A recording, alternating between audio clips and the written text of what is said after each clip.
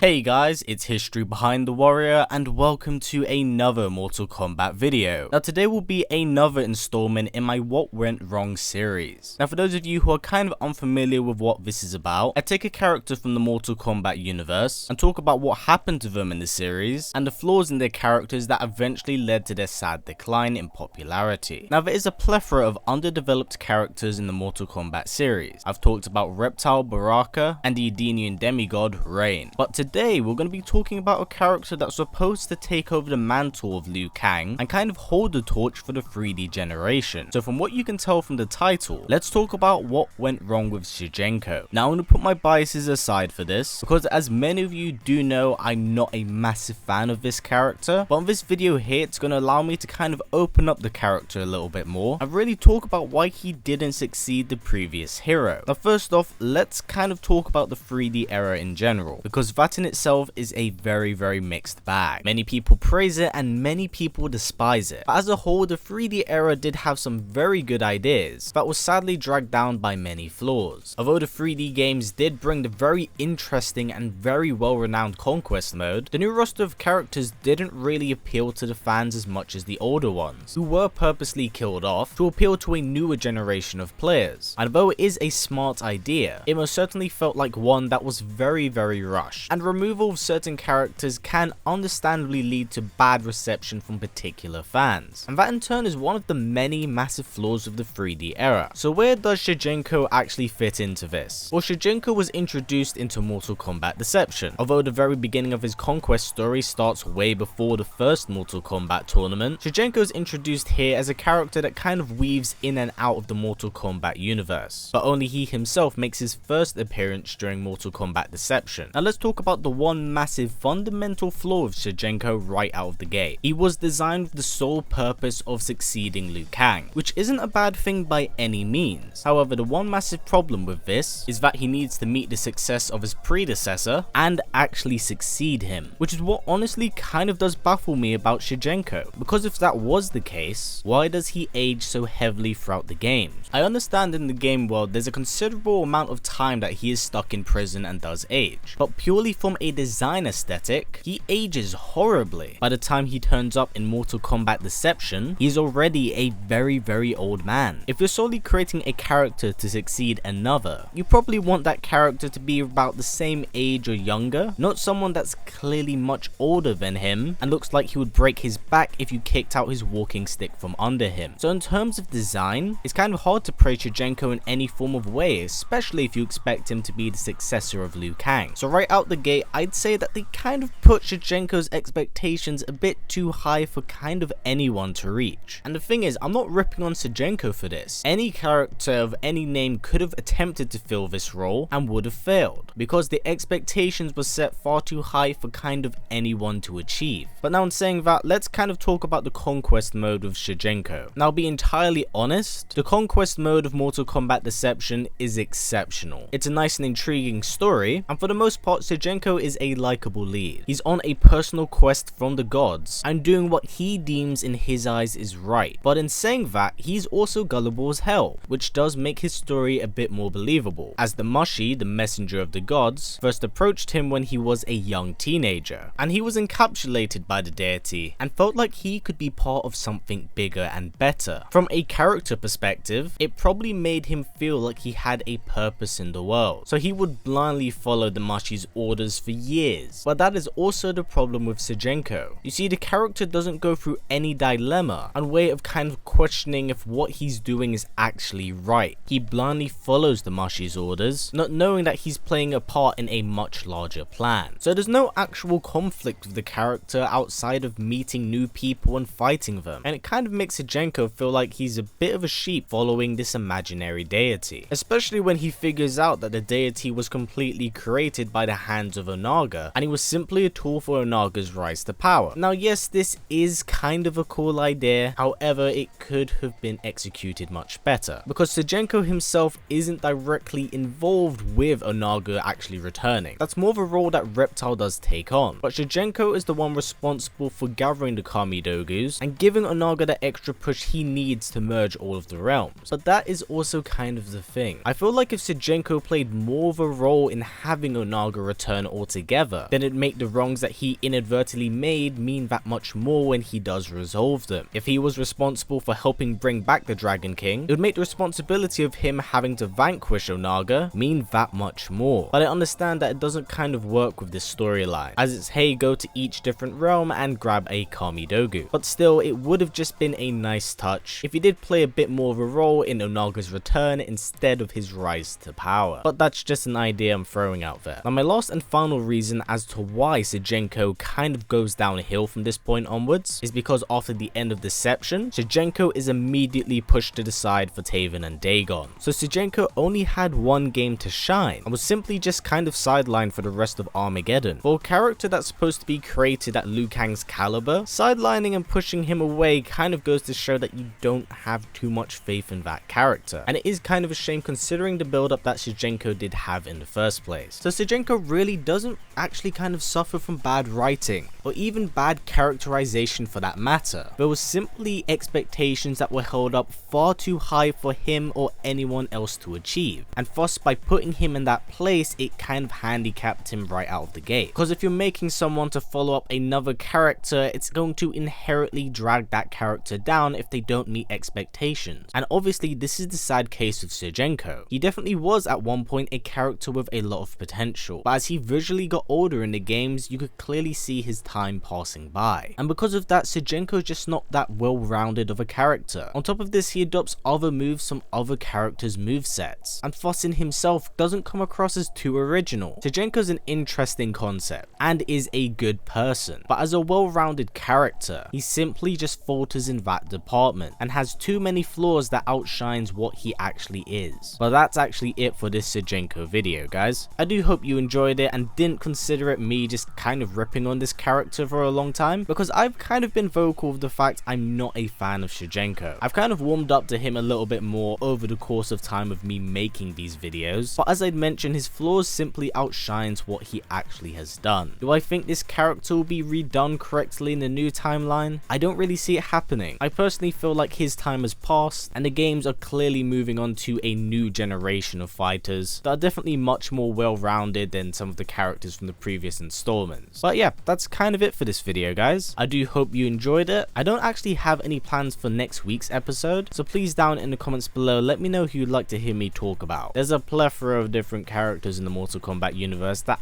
have gone underdeveloped, and I like making these videos as it actually kind of gives them an opportunity to shine, even if it is in a somewhat negative light. But yeah, that's it for now, guys. Now before this video wraps up, if possible, let's try getting it to about 500 likes. It's a great way of helping out this channel since YouTube's ad system is broken as hell, and they actually decided to demonetize my Johnny Cage video recently. Thanks YouTube, you suck. So yeah, by giving this video a thumbs up, it helps out a ton. And if you want to go that extra step, we also have a Patreon set up, and the link for it will be down in the description below. Anyway guys, as always, please comment, like, subscribe, and share this video with everyone you know. Please take care, and I'll see you all next time.